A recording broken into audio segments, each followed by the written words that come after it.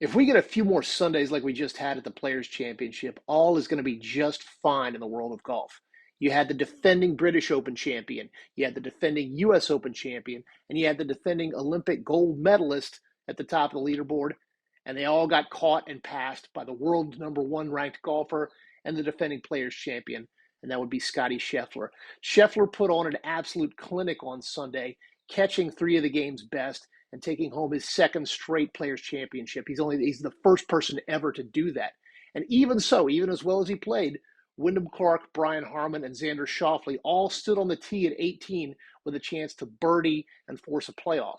All three of them missed, most agonizingly Wyndham Clark, whose ball went into the cup and popped right back out again. It was the greatest hour of golf we've had all year. It was dramatic. It was tense. It was exactly what the sport needed. The only thing that would have made it better if some of the live players like Jon Rahm and Brooks Koepka had been in the mix. That didn't happen, obviously, but there are signs that that might happen sometime in the not too distant future.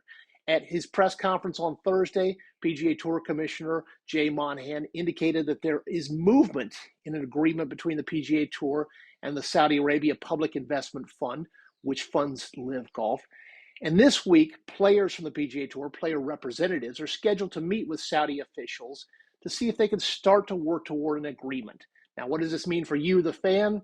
Short term, not very much, but long term, the hope is that we'll be able to get all the world's best players back on the same course at the same time more than just 4 times a year. That is the goal. It's still a long way off, but hopefully it's drawing ever nearer.